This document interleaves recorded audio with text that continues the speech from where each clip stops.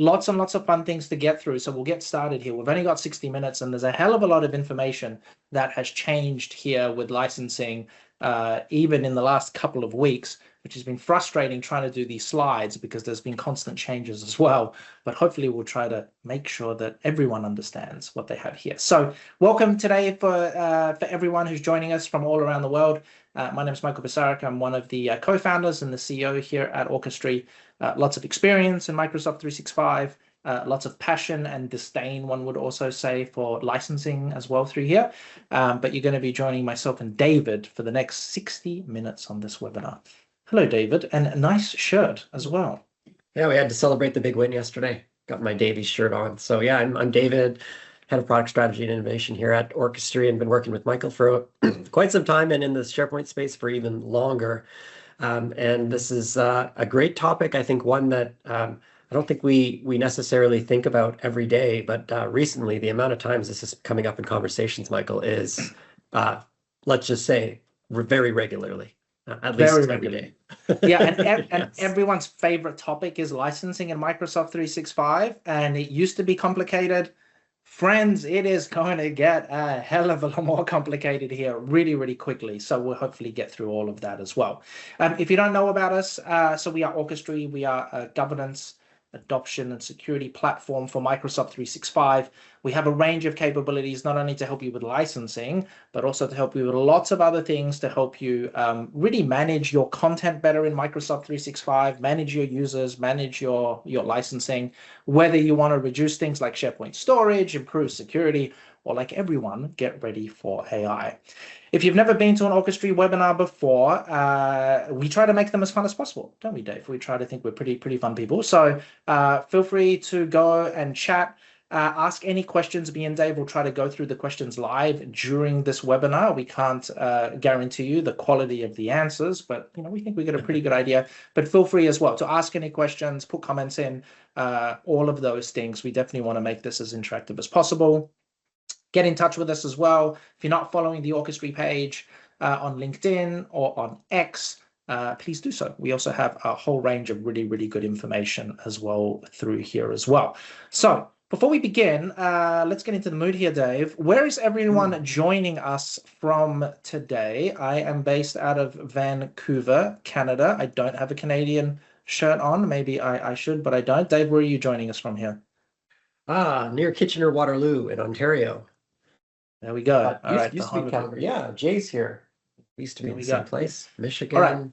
So what are you going to leave knowing today? At least we hope so. I mean, that's the goal of this whole webinar here as well. So first of all, we're going to talk a little bit around the licensing changes in terms of what's gone up, what's changed, what's newly included. There's probably been more changes, I think, in the Microsoft licensing space in the last month than there has been in the last few years. We're going to talk about the E7 license as well also. If you haven't heard about E7 yet, just wait till next year till you speak to your Microsoft reps, because I'm sure this is going to be a hot topic of conversation. Then we're going to talk a little bit around, I'm going down here in rows, so I apologize, I'm going 1, 3, and 5. We're going to talk about pay-as-you-go, and particularly this is a new thing, particularly around AI credits for Microsoft Scout, Cowork, and also SharePoint now has got pay-as-you-go storage as well. So for those customers that are paying Microsoft a lot of money for SharePoint storage, that's going to change as well. We're going to talk about how all of these different products seem to be billed very differently now from Microsoft, as if licensing wasn't complicated enough. We've made it even more complicated. We're going to talk about Agent 365. And the last thing we're going to do is give you some tips in terms of how you want to audit and how you want to right-size things before your renewal. Because I really think, Dave, now's the time to understand your licensing landscape and what your users are doing, because you might be paying a hell of a lot more money here pretty soon for all of your Microsoft licensing that we have. So a bit of an agenda today. First thing we're going to talk about is the July 1 licensing changes. There's a bunch of changes that are coming in the next couple of days here. We'll talk about what those are. Then we're going to talk a little bit around E7. It's not really going to be like a whole overview of all of the functionality, but we want to talk about it in terms of a licensing perspective, how this might affect you, how you might think about this. Then we're going to talk about the product, which I will take a very strong stance on this. Agent 365 licensing is the most confusing and the most changed product in the history of Microsoft. And this has driven us crazy when trying to do this webinar, because trying to understand what Agent 365 is, and then trying to understand how the hell it's licensed has changed in the last 28 days to the point where we've rewritten the slides 3 times. So we'll talk about our journey with that and where we end up. And then we're also going to talk about pay-as-you-go licensing for Cowork, Scout, and SharePoint storage in particular. Cowork is probably the biggest one and the one that's caused the most consternation, I would say, Dave, because remember, at the moment, everyone's using Cowork, or at least I hope most of you folks are. It's not being metered. It's about to be metered. And that means you have to manage these costs and understand how these things have been metered and everything else. All right, then we'll get into a live demo of Orchestry if we have time. Hopefully we will. All right, so let's talk a little bit around Microsoft licensing first. Dave, why don't we launch the first poll here as well? Do you think that you are going to be impacted by these Microsoft licensing changes? Dave, if you want to launch that poll. And your answer now might change as well after you watch some more slides. So this is based on what you know now. Yes. And for some reason, Microsoft does it that if me and Dave are both presenters and Dave creates a poll, I can't actually see any of the polls. So no idea how that works, but it is what it is. Okay, lots of people here. Okay, I'm going to keep moving with this here because there's lots and lots of stuff to get through. Okay. We don't consider ourselves licensing experts. I think we've got a pretty good knowledge of this just because we've built a whole bunch of licensing capabilities into the Orchestry product. But I have to say that in the last 90 days, the kind of Microsoft licensing landscape has probably changed more in the last 90 days than it has in the previous decades. There's lots of things that have been announced and lots of things that have changed as well. So in March, remember there was the rumor of E7.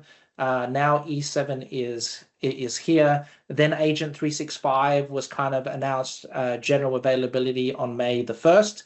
And then on June the 1st, remember, Dave, because we were like, well, this is interesting. Agent 365 needs E5 for new buys, right? So that was controversial there. And then Microsoft changed its mind on June the 16th, which was very frustrating because me and Dave had done most of the slides. Agent 365 now doesn't need E5, it needs E3, but you need to buy so many add-ons for E3, you might as well get an E5 license anyway, but that's changed. Copilot Cowork went general availability on the 16th. That's also when it became metered there as well. Tomorrow is your Frontier Copilot billing deadline. There's price increases, there's CSP promos. Anyway, lots and lots of good times as well through there as well. So what's happening on July the 1st? Well, the first thing that's happening is a lot of these licenses are going up in price. Not by much. Well, some of them are going up considerably, but there is license changes up here. So E3s are going up, E5s are going up, both for the Microsoft and for the Office E3 pieces as well. Business Basic and Business Standard are also going up. Strangely enough, Business Premium isn't. There's no change for that as well. For frontline worker licenses, they are also going up considerably as well. Again, probably from a percentage standpoint, it looks, more than it is, especially since those licenses are pretty low cost. But a lot of these license SKUs are going up. Now, interestingly enough, Microsoft very rarely actually increases the license costs of their licenses, which is great. The last one was in 2022, and then previously to that, the actual license was the same all the way from 2011 to 2022. So I know a lot of people complain. I like to complain. I mean, no one wants to pay Microsoft for additional licensing through here, but again, they very rarely go up. But like I said, in the last 90 days, there are a lot of things there as well through that. Michelle, I will answer your question right now. So great segue there. No, so there is some good news here as well. So folks who think that it's just Microsoft essentially trying to, get more money out of you, that's not necessarily the case. There is some plans, and again, this is why this whole licensing thing, Dave, is also crazy and complicated through here. There is now pieces that have been moved into particular licenses. So E3 now includes Microsoft Defender for Office 365 Plan 1. So if you're paying Microsoft for that, and you're on E3, you don't need to do that. It also now includes remote help, advanced analytics, and Intune Plan P2 as well, which is great. Mailboxes now move from 50 gig to 100 gigs on Business Premium, from what I understand also, which is really, really great. And URL time of click protection times to Office 365 E1 Business Basic and Business Standard, which is actually a really good thing, because I don't know why, Dave, they wouldn't just include that in those standard SKUs through there as well. If you're on an E5 license, there's a bunch of good stuff that Microsoft is actually putting in here also. You get all of the stuff that's in E3. You get endpoint privilege management, the PKI stuff, enterprise app management. Probably the biggest thing, though, for E5 customers is the Microsoft Security Copilot allocation through here. So again, this was something that Microsoft was previously charging for. And if you don't know what this is and you are an E5 customer, there is now a whole bunch of really powerful capabilities and AI capabilities in E5 around the Microsoft security stack. Some really, really powerful features and powerful capabilities through there. So again, you have the ability and you get that basically for free now. So there's some good stuff that has been added into these licenses as well through here. Now, Dave, I know we talked about just a couple of points of license increases, but maybe that's not actually the real bill in terms of what customers are seeing and also what Gartner's seeing as well. I mean, this is some interesting information from them. I think if it was just any single thing, it wouldn't be so earth-shattering, but I think many customers we're talking to are being impacted by 3 or 4 or 5 of these things all at once, which is worth considering, right? So the list price increases Michael just went over is just part one. The volume discount story that used to exist for most customers, that's almost completely eroded, right? So if you used to get a volume discount just by default, you don't necessarily get that anymore. If you're paying for support, which some customers do, that is tied directly to your Microsoft spend. So if your overall costs are going up, then your support costs are going to go up as well.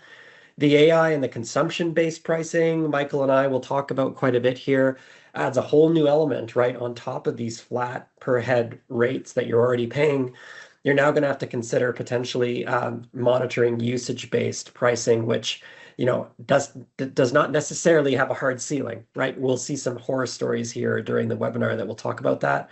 Enterprise agreements are changing quite a bit. When you look at all of this across the board, you sometimes have 25, 30, we even have customers upwards of 50% that are being impacted by all of these at the same time. So it's really a bigger story when you look at all of these motions combined can really have a really significant impact on your spend.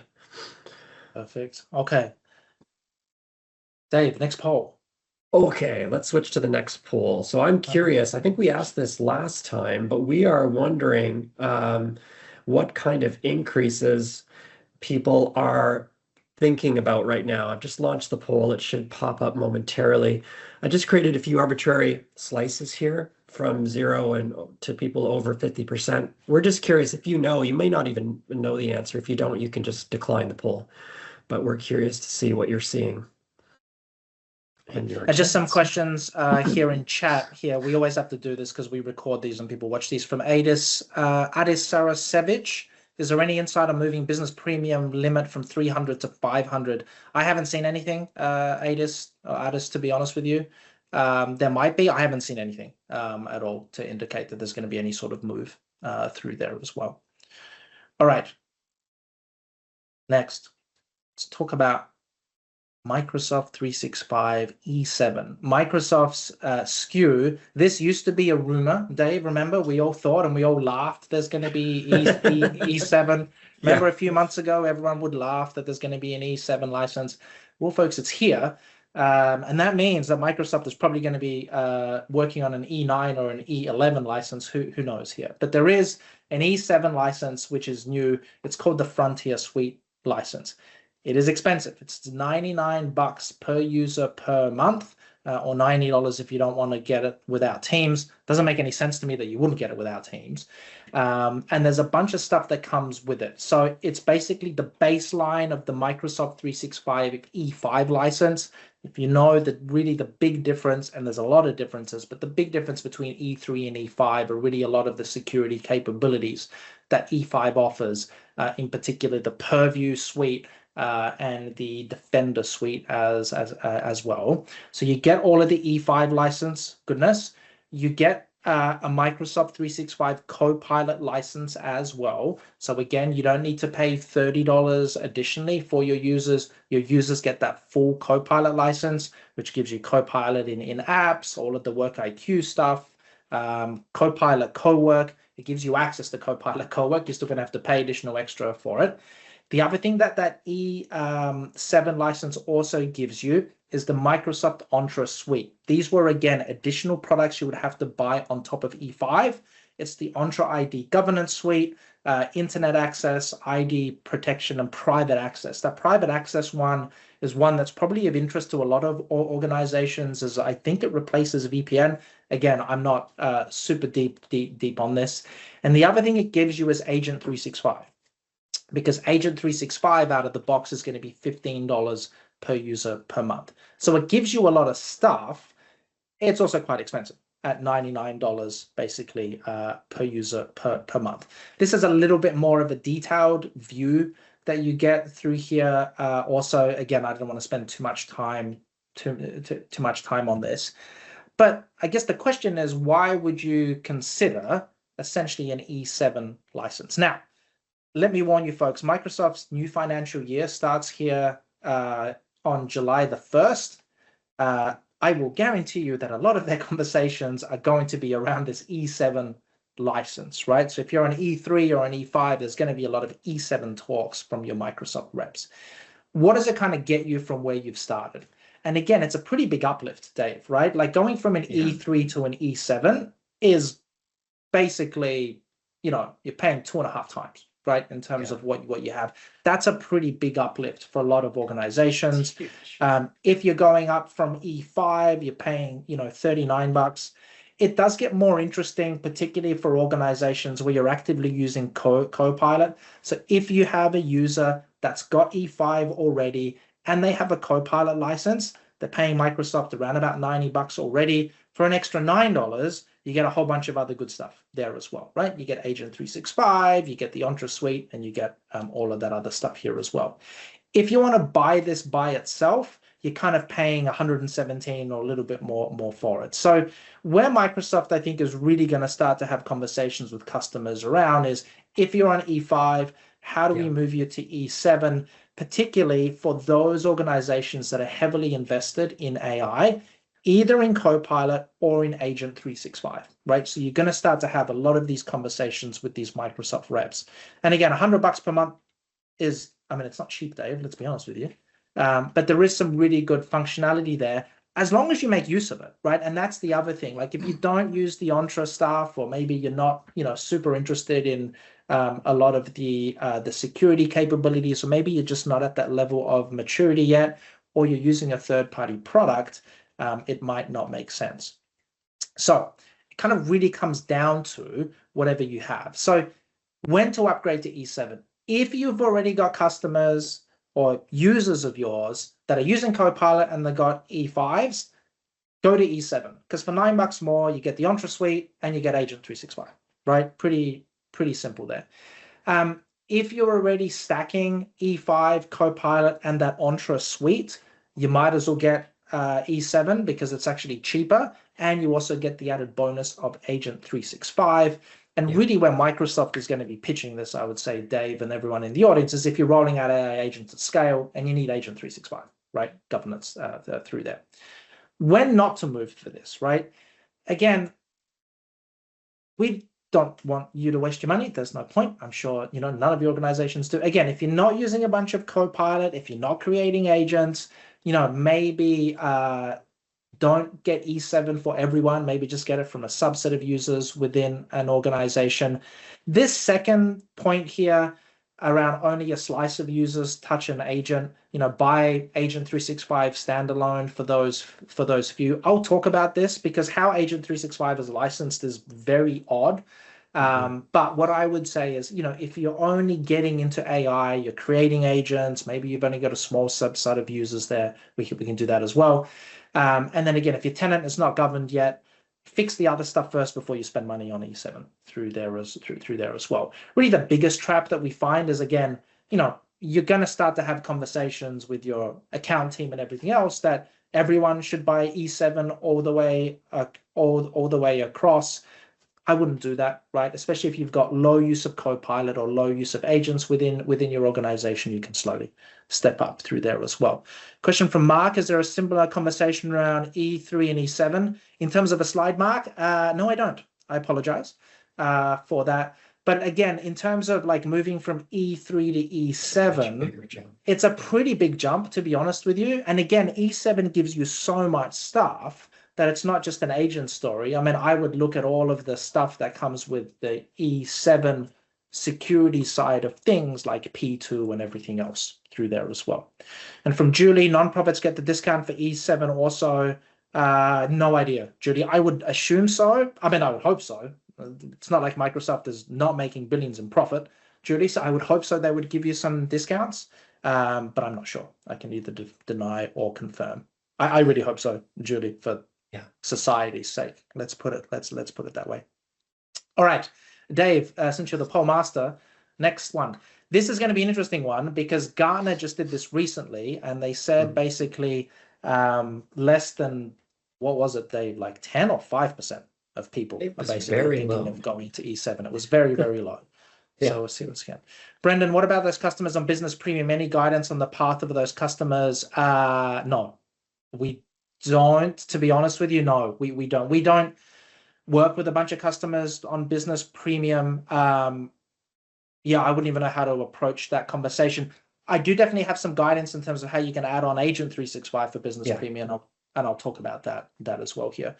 Okay, so roughly about 13% of you. Okay, that's more than 3 times the Gartner response. So there we go. Great. Okay, hopefully that makes sense. Again, keep asking questions, folks, here as well. All right, Agent 365. Okay, this is, to me, this is the most confusing thing I've ever looked at. This product, to me, is confusing in terms of what it does, and it's very confusing in terms of how it's licensed and who it needs to be licensed for. So I'm going to preface this before I start to take everything I say with a grain of salt. We've tried to make this as accurate as possible. Unfortunately, I went out and I reached out to about 10 different Microsoft reps, Dave, and I got about 8 different answers in terms of how this is licensed and what you need and everything else. So this seems to be a little bit in flux in terms of how this is licensed and who you have to license for. But essentially, what Agent 365 is Microsoft's way to be able to govern agents, right, through there. It's $15 per user per month. It's licensed per human user, not per agent. I don't know why we have to put human users now here, but it's for people that exist. And the one license covers every agent that person owns, sponsors, or interacts with as well there, right? And it's included natively in the E7 license, or $15 per user per month. I'm going to talk a little bit around how this gets really confusing really, really quickly. Now, what are the prerequisites as well? And this was literally updated about 20 minutes before this webinar. On June the 1st, Microsoft said you can only buy an Agent 365 license if you had E5, right? So we were like, well, that's not great, because what about all of the E3 users? Well, it turns out they couldn't do anything. That lasted for about 2 weeks.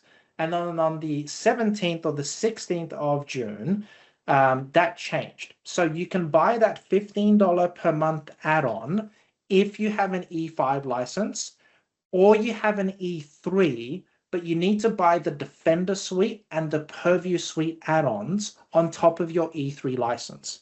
The challenge with that is that the Defender Suite add-on, at least in Canada, is about $12, and the Purview one is like a little bit less, about $11. So you might as well get an E5, because the E5 has all of that stuff and a bunch of other stuff in it anyway, right? So it is what it is. The short term, though, is at least now with your E3, you have the ability to get Agent 365. A couple of weeks ago, you didn't at all.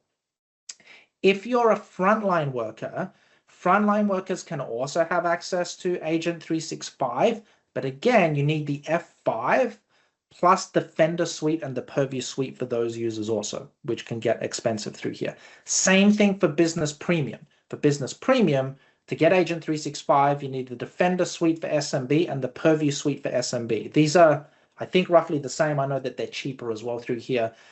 For EDU, same sort of thing. You need the A5 for faculty, or you need both the Defender Suite and the Purview Suite for education here.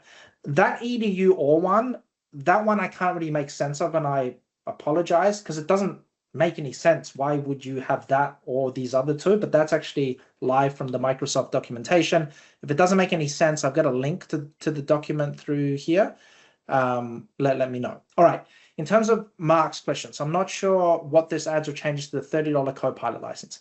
Agent 365, hang on, let me skip one slide here, Mark. So Agent 365 offers you essentially governance on agents within Microsoft 365, right? Copilot gives you the ability to use the Copilot apps and to use these agents without being needed for some of them. But think of Agent 365 as like an additional governance add-on for your agents in Microsoft 365. It gives you a whole bunch of stuff.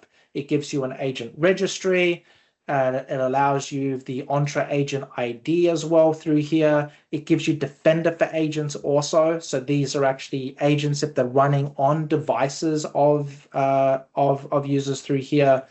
Purview governance, policies and shutdown, third-party interop, a bunch of other things through here. So think of Agent 365 as kind of this governance tool that sits on top of the Microsoft stack. Hopefully that makes sense. Now, the good news, no. So it's not only the admin. This has to be licensed for, and this gets really confusing, and you're going to see me go nuts in about 2 slides here. It has to be licensed per user, right? For people that are going to be interacting with agents or have interacted with agents, which is incredibly confusing because how the hell do you know if someone's going to interact with an agent through here, right?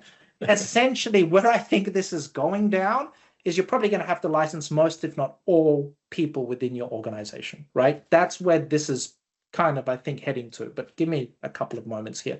And folks, if you're confused, just let me know with some reactions here, because we can be all confused together. And trust me, me and Dave are confused, Microsoft's confused, and seems to be everyone confused essentially around through here. Let me go back here. I'll jump a bit through here. Okay, so again, Agent 365 is $15 per user per month. How do you qualify for this? So again, if you're the enterprise SKU, if you have E5, you can buy Agent 365 as a $15 per user per month add-on if you have E5. If you have E3, this is new now. If you have E3, you have to add the Defender Suite and the Purview Suite, and then add another $15 on top of that, right? Through there. So again, you might as well just buy E5, right? Because it's actually going to save you a couple of bucks, because the difference between an E3 and an E5 is like $20. So adding those two suites, that doesn't make any sense. E7, it's included natively through here as well. Frontline, if you're on F3, as far as it is at the moment, you can't get access to it. On F5, you have to add Defender and Purview first. And if you've got F5 with Defender and Purview, then you qualify. So you can pay Microsoft another $15 for that stuff. SMB, same sort of pattern. EDU, same sort of pattern as well. What this means, if you're kind of reading between the lines, is Agent 365 has got a whole bunch of capabilities, but a lot of those capabilities obviously rely on Defender and on Purview as well, right? So think of Agent 365 as kind of this governance capability, but it really, takes a lot of the features of Purview, of Defender, of Entra ID, and brings them together through here as well. Hopefully this slide makes sense. Okay, so we talked a little bit around what Agent 365 is. This is where it gets even more confusing, because there is a version of Agent 365 that you get with your normal licensing, And then there's a version of Agent 365 where if you buy the Agent 365 license, it unlocks a whole bunch of capabilities, right? So out of the box, for whatever license you have, you get the basic Agent 365 capabilities through here. So you get agent identity, you get that agent registry as well through here. We've got a screenshot of that in a couple of minutes. Really basic agent usage as well through here. You get some really basic admin governance actions for agents, publishing them, deploying them, blocking them, blah, blah, blah. You get the ability to troll through the audit logs and e-discovery for agent activity. No human being on earth is going to do that, but just so you know, all of that stuff is actually stored within the audit logs, and you get a couple of other things, right? So pretty easy, pretty simple. If you buy Agent 365, you get a whole range of additional capabilities as well through here. So you get this agent map, which is actually pretty cool, registry sync, some advanced usage insights, a whole bunch of governance features as well. So identity governance, lifecycle management, automation, all of this sort of good stuff. And you get a whole bunch of stuff in security as well through here. So it does give you a lot more capabilities through there. What it also means is that what Microsoft thinks is that if you're running agents in your environment, and you want to govern them effectively, that cost is $15 per user per month, essentially, which is quite expensive. Great for tools like Orchestry, because we're going to be doing a lot of this stuff, but slightly lesser cost and maybe even more features. But be prepared now, right? If you want to start really deploying agents at scale within your organization, you're not just looking at those base license costs that people have. You're probably looking at Copilot licensing, and now as well, you're probably going to have to look at how do we govern this? Is Agent 365 the right tool for us? And if it is, that's $15 per user per month as well through here. Now, this is where it gets really, really confusing in terms of how this thing is actually licensed. And like I said, don't come at me, folks, in a couple of weeks if you go to Microsoft and say this is completely incorrect, because this is changing a lot. But these are the principles taken from the Microsoft documentation. So the first thing is it's licensed per user. So one license covers every agent a user interacts with, managers, or sponsors, right? The agents don't get licensed. The person gets licensed through here, right? It gets really confusing because how do you know if a person's going to use an agent, right, Dave? Like you create an agent called a HR bot, right? And it answers all sorts of fancy questions about HR things. The most popular question is, how do I reset my password? Because that's always the case, right? Right. You share that with everyone, for instance, Dave. Who do you license then for Agent 365, right? And how do you keep track of that? You really can't. It's up to you. So either you don't license anyone, or you pretty much license everyone through there. But by the rule of the book, that's what Microsoft is saying. Now, what it means is that there are some licenses in Microsoft 365 where if you light up one license per tenant, you get all of those capabilities through there. Agent 365 is kind of like that. Like if you go and you deploy one Agent 365 licensing, you get all of the fancy stuff, all of those capabilities the admin can use, but you're completely out of compliance from a Microsoft perspective also. There's some other licenses that do the same thing. So a P2 does the same thing as well, where really it should be for everyone within an organization, but really it's for like people can buy it for one person within their tenant and get all of those features. The second principle, it's contractually enforced. So again, an agent tied to an unlicensed user is not entitled to Agent 365 and is out of compliance.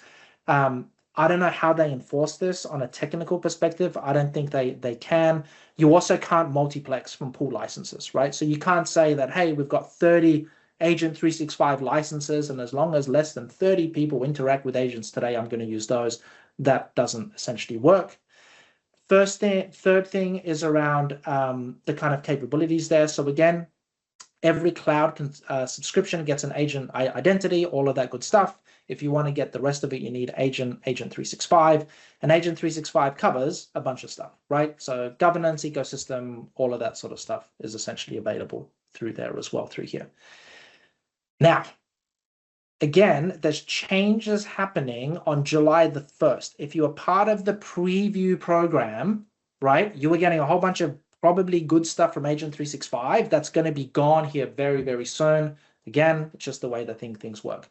So the first thing is any Studio or Foundry licenses, Copilot Studio and Foundry agent security capabilities now require an Agent 365 license from the 1st of July. So you need to do that also. There was some block mode rules, again, that used to work. That's not going to work as well unless you have an Agent 365 license. That was part of the basic one. It's not anymore. The one that I'm really disappointed with, and it could just be us, there was a really good table in Defender in some of the AI hunting stuff that basically Microsoft was taking a bunch of telemetry from agents and putting this into this table, and you could use KQ on advanced hunting stuff. Might not be interesting to you folks, very interesting from us because it had a lot of really good info there. That was essentially written from Defender into this table. So if you had E5, you would get all of this rich information about agents. That's not happening now either. They're going to remove that capability from E5. That table was going to be gone, and now you need to have an Agent 365 license there as well. So again, there's a lot of changes that are happening through here as well. Dave, why don't you chat a little bit around this kind of honor system to enforcement, because we have seen some customers getting in big trouble around this historically, and this would definitely be happening around Agent 365. Well, I think we all know that we see the news, right? We all know that the board at Microsoft is looking for ways to increase revenue, and they haven't been successful in some areas. And so we're likely to see a little bit more of an aggressive enforcement rather than kind of a more passive enforcement we saw in the past. So if your default kind of thinking is, yeah, well, you know, it's always been the honor system in the past and it's never been a problem. We are seeing evidence that that's starting to change. We're seeing a number of things changing. We're seeing this very actively in the dynamic side. So we have customers that for years on the dynamic side were maybe underpaying a little bit, let's say. Microsoft has very detailed telemetry about what you're using on their side. And whereas before, you know, maybe this would come up, but it would come up at the renewal. We're seeing customers that are being actively audited almost all the time and being asked to start to pay more, or they're going to lose functionality. So this is very fast, like within 14 days of things being turned on, we're seeing these audits happening. We're seeing customers, the kind of audits are sharpening tile at the bottom there is interesting because from research we've seen, many customers that are being audited are being asked for 30 to 60% increases of what they're already paying. So that's huge. If you run afoul of these contractual line items that we typically used to ignore, Microsoft is now enforcing penalties as well. So middle tile here, you'll have to potentially pay a penalty and even reimburse Microsoft for their audit costs if you're found to be kind of actively like under licensing your tenant. And the reality is that this is true. I mean, we're gonna have to really start thinking that, you know, we have to be actively monitoring this much more actively than we used to, right, Michael? We used to just think, you know, it was okay if we were off a little bit, it wasn't a big deal, and often, you know, we didn't even lose the functionality. It's not clear if that's going to continue to be the case. Indications that seem to suggest that that's not going to be the future that we're going to get.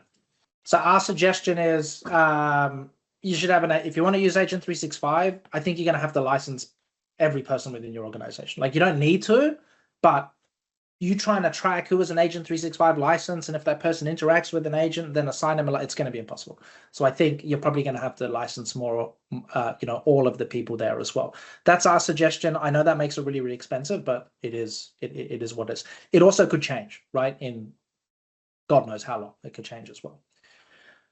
All right, this is going to be a good one. Cowork and Scout licensing. That subtitle is not correct. It's not the governance control plane for agents. That was from the previous title, so I apologize that as well. But this is where we are here in this webinar because we had to change all of these slides that didn't work.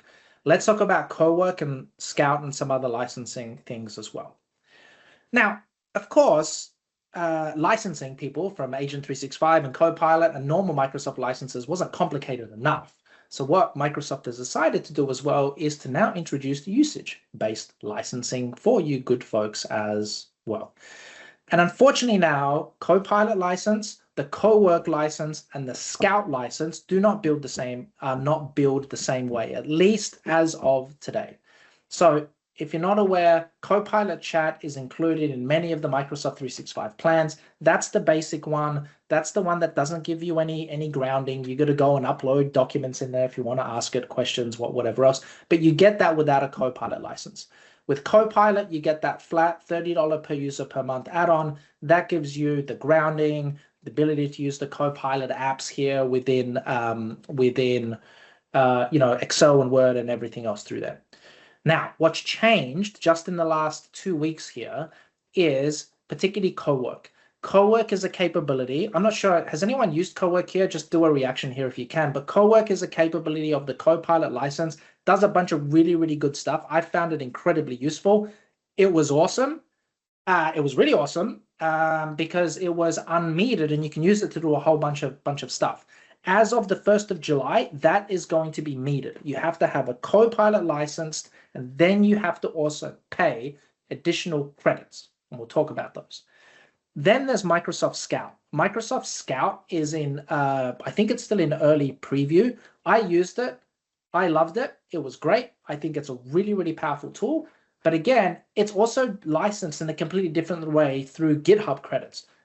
No one knows why or how or if that's going to continue, but at the moment, it's basically licensed like that. So again, if you're looking at Microsoft licensing and you've got these organizations deployed them, now basically you've got Copilot licenses, now you've got Cowork licenses, which are pay-as-you-go metered through the Microsoft Admin Center and through Azure. And then now you also have to go to GitHub as well through there as well. So there's lots of things there as well. Now, Cowork is probably the one that has seemed to be caused people the most consternation and the most annoyance, because Microsoft is smart, folks. They're just not going to give this stuff away. So what they did is they gave you access to Cowork during the Frontier program. They got you hooked, right? And now you have to pay for it. And this is a common business technique. You know, my 6-year-old daughter, she gets the same sort of thing when she goes to an ice cream shop, right? They give her a little taste. They only give her one or two, and then she has to pay for the ice cream. This is Microsoft giving you a little taste of ice cream, and now they're going to make you pay for the full coin, right? So again, previously with Cowork, it was part of that Copilot license, right? You could use it as much as you want. You can run whatever you want for it. It was really, really awesome tool. From the 1st of July, it is going to be metered. You actually have to pay for it as well. It's based through something called Copilot credits, which are a cent per credit through here. I'm going to talk a little bit around capacity packs as well through here. Again, you can buy capacity packs. It's 25,000 for about $250 through here. The problem with this, though, is that before you start something in Copilot, you have no idea of how many credits this is going to use. And some of this stuff can use a ton of credits, right? It's not that, it can be really, really problematic as well, particularly for people which are doing a whole bunch of things, right? Huge analysis jobs or whatever else. You have to do that as well through here.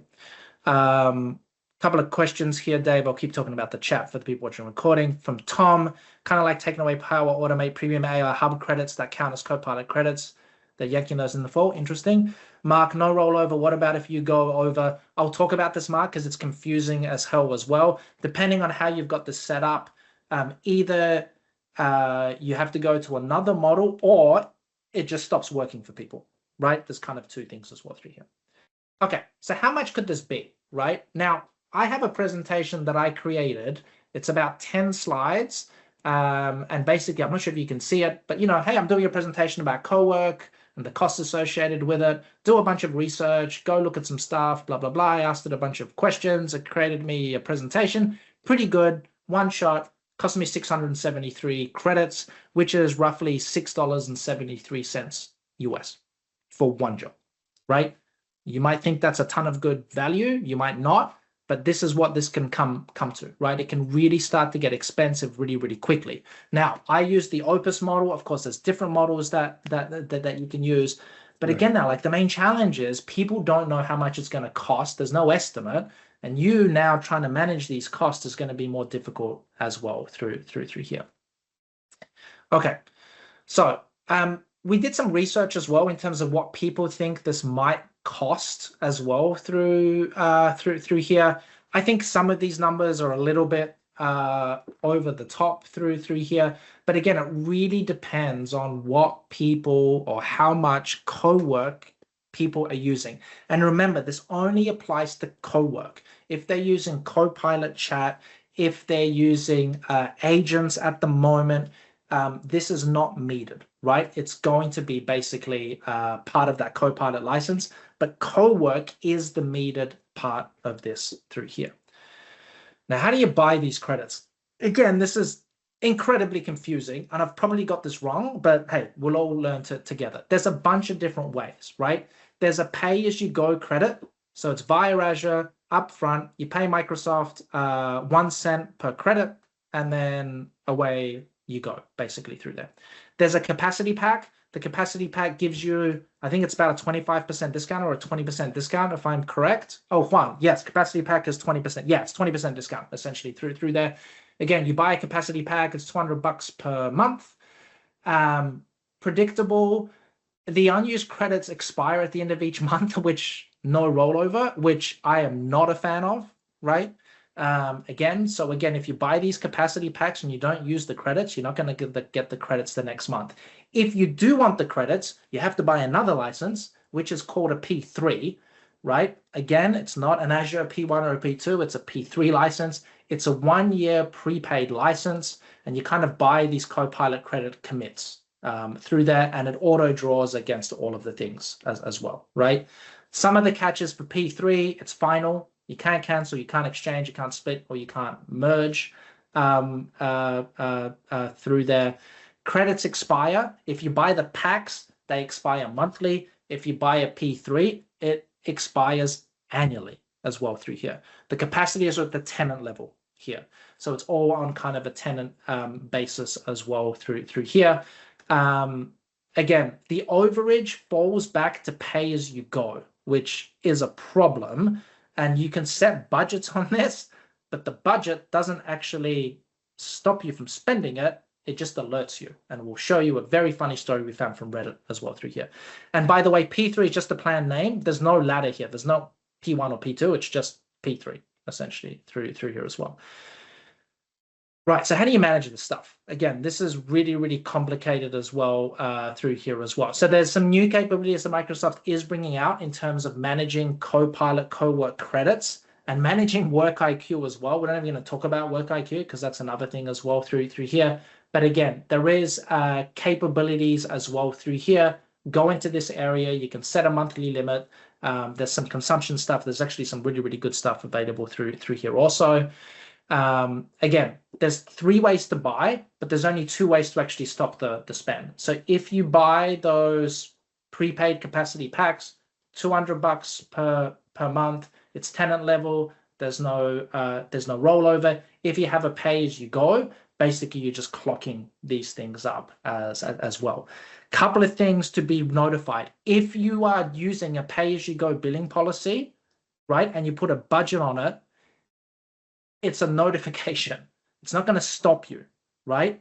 Be really careful with pay as you go. If you're using pay as you go, you can put as much budget as you want. You'll get notified, but you're not going to get stopped, right, through this. So that's a really, really important thing to notice also. If you want a real hard cap, you need a cost management spending policy or prepaid credits with no pay-as-you-go overage. Again, really, really confusing stuff, I think. I'm sure Microsoft's going to make it easier, but it is complicated at the moment. So what could happen? Well, you could be this person on Reddit, right, who basically did exactly this, right? They changed from pay-as-you-go because the plan used, and they woke up to a $47,000 bill, right, through here. Me and Dave found this and we're like, this person is going to be an issue. Now, the issue for this person is they don't even know how they got to 47K. They have no idea. But the kind of gold is in this first comment that, listen, pay as you go, it's just alerting, right? There's no hard service stop for that as well. Now, I know everyone likes takeaways, so this is our takeaway, right? If you thought Microsoft licensing was a black art, get ready for consumption-based licensing, because it is going to be more and more difficult to understand how much you should actually, align to people, to users, and everything else through here. So there's lots and lots of good stuff as well available through here as well. That's for Copilot Cowork.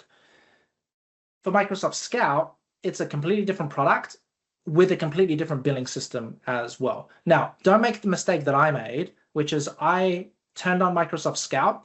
I thought it was amazing, and I ended up burning $450 worth of our GitHub credits, which is used by our development team, in about 5 days, right? And I had no idea that that was happening until a very upset admin said, why are we out of GitHub credits here? Scout, a little bit different. It's a desktop app. It's Frontier also. The GA is targeted for 2026. This is built a completely different way, right? It's built by GitHub Copilot credits, not Microsoft credits. You need a GitHub license and everything else through here as well. I think they'll bring these things together, hopefully, Dave, but who knows, essentially, what's going to happen as well through here. I'll go through this really, really quickly here as well in terms of where to look and the blind spot. Here's some things that we kind of thought might be useful for you folks, especially as admins as well. Like, where do you need to go to find these particular pieces? Again, you can start to look at these. But again, like, if we just look at this, Dave, there's like 10 lines in this table, right? To try to understand what's going on where and everything else. I'm sure Microsoft will, provide capabilities to manage this and make this a little bit easier. But at the moment, especially if you're using Cowork or some of these pay-as-you-go things, you're going to be in a little bit of trouble here. Now, let's not all be negative here, because there are some good news as well through here as well. Oh, the start here. What happened? Okay, there we go. Some formatting issues. PowerPoint Live sometimes. Oh yeah, PowerPoint Live does that. Okay. Yeah. If you are paying Microsoft for SharePoint storage, there is some good news here, finally, from this presentation. It's not all, doom and gloom. There's a new way now to meter SharePoint storage. Before SharePoint storage was metered, you had to buy these SharePoint storage packs, essentially. You bought them, whether you used them or not, Microsoft didn't care. And we have a lot of customers paying Microsoft insane money for Microsoft storage. Now there's a better way. It's essentially a pay-as-you-go model. It's exactly the same price as the previous kind of packs that you would buy, but it's pay-as-you-go. Our recommendation is move to that if you're paying Microsoft for additional storage as soon as you can. And if you are paying Microsoft for additional storage, please get in touch with us, because we can definitely help you with that as well. All right, Dave, why don't I hand it over to you here? I'll let you have control. Okay. And let's kind of finish this up here with where to find some licensing and maybe. Yeah, we only got a few minutes left, and it's already been, we've already talked about a lot of information, so I want to be conscious of not overloading. But yeah, if we look at where would you go in M365 to find some of the information we're talking about here, it's a lot of different portals. That's the challenge. Now, if you want to hear us talk a little bit more about this, we went over this in more detail in our previous licensing webinar, and that's always publicly available. So I won't harp on this, but there's, not only is the story itself confusing, as I think Michael has made quite clear, even where you would go look for some of this information is confusing, right? So that it requires, the PhD comment is not inaccurate, right? You really have to be quite familiar with how these things work, what surfaces they touch, which credit pools are being touched by which applications, how they work, where would you go look for them. Here's just some examples we've shared before around where you could go in the UI, where you could go in PowerShell to try to find some of this information about who has different license SKUs, right? Because like we said earlier, if this future vision holds true, that looks like we're going to have to license all of our users for Agent 365 to use that functionality, otherwise risk an audit, then you're going to need to be using tools like this, likely, to try to track who can create agents, and then doing even more work to figure out what the total kind of blast radius of users looks like. So it's quite hard. Just sharing this to make sure you have it here in the recording. But definitely think about these things, how to get to this information around licensing, around usage, and there are gaps as well that remain, right? I think we've asked this before. Maybe we'll skip this poll question, but we did ask this last time about how many people are using these services, and it was definitely a mixed bag. Now let's talk a little bit about pre-renewal. Those of you who haven't had to go through the renewal yet, I think one of the things you want to be thinking about is a little bit of an internal strategy around what's coming your way, right? And we've already alluded to some of them, but if you want a checklist, here it is, right? Figure out what your renewal date is, because if it's coming, you don't want to be caught by surprise by this, really. You don't want to have to make urgent decisions around this. You want to really think about them thoughtfully. You want to think about, is it pay as you go? Are you going to try to license just a subset of users? How are you going to handle this? And then you're going to want to figure out a way to monitor this going forward as well. So you can't just make your decision now for 3 years like you used to be able to, and then not think about it for 3 years. There's likely going to have to be more thought towards how things are getting lit up and utilized throughout that period, because you don't really want to be hit by an audit and be surprised, completely floored by what you're hearing. Yeah, right? nor do you want to pay 44 grand to Microsoft if you're on pay-as-you-go for Right. Cowork, for instance. Right. There as well. So definitely some things to think about. Now, what else do we have here? This is a duplicate. I don't know how that happened. Let's talk about a little bit about licensing here for the last 2 minutes. We won't go into a live demo, but we've built some functionality within our platform here, and we just wanted to save this for the very end to help you have a single pane to understand what licenses you're paying for, who they're assigned to, how much waste you have. And we released this back in, I think, February. And we've been building on that since then as well. So right now, what we have available is we kind of give you that snapshot of your overall licensing based on things like those E3s, those E5s, those E7s that are coming, all of those upgrades that you've assigned to people, how many of them sit unused, how many of them might have overlaps. I think as we are looking at budgets increasing, we're going to want to be able to look for as many possible places for potential savings as possible to try to offset that cost increase. So is it inactive users that don't need the licenses anymore? Something like this here, where we're showcasing where the same user has 2 very similar licenses and is going to need to be right-sized down. Let's remove anything that's even remotely close to overlapping, because that's no longer something we can afford. And even being able to compute here at a very kind of precise level, not just based on market prices, but looking at what you actually negotiated as your pricing for some of these licenses is going to be important, right? Because we know that's going to vary depending if you're commercial, if you're not for profit, but also even within these tiers, you may still have some special pricing that you want to be able to include into your calcs. So that is all shipped. Now, what we're thinking about next is obviously these directions that Microsoft highlighted, or that Michael highlighted around pay as you go is going to be a big thing, right? Well, pay as you go for Cowork, pay as you go for Scout, if they become unified, if they don't, central place to monitor that. Who are your users driving that usage? Is it going to be obviously very important?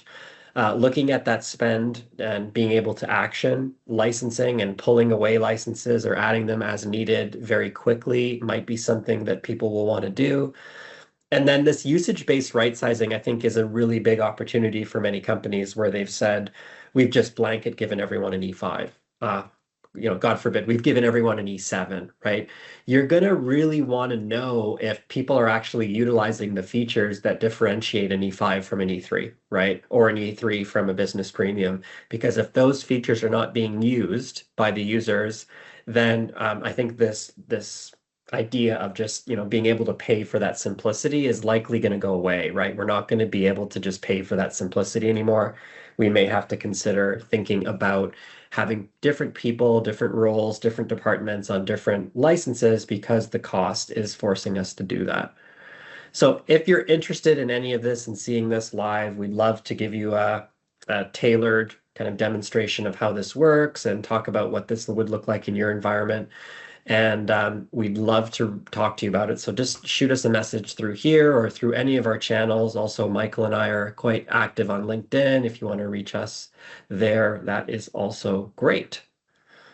Awesome. Thanks, Dave. Yeah. Oh, yeah. Go And we ahead. have a full trial as well. So we're almost out of time here. Awesome. How was that for everyone? Useful? Did we all learn something here? Right? Hopefully, folks did. Fantastic. I know we're almost out of time here. So super appreciate all of the feedback and everything else as well. You will be sent a copy of this recording. If you want the slides, reach out to myself or to Dave. We can definitely send the slides over to you as well. Again, with Orchestry, we were always working on a bunch of things. Expect to see a bunch more stuff around licensing, particularly around agent licensing and usage coming to the platform here pretty soon. And we have a lot more webinars coming up here pretty soon as well. There is going to be lots of really good things around Agent 365, which is coming fairly soon as well. So make sure that you join us for that. Again, really appreciate the time from everyone. Thank you for all the great feedback. And we'll see you next time on another Orchestry webinar. Wish you all good tidings and may your football team win the World Cup.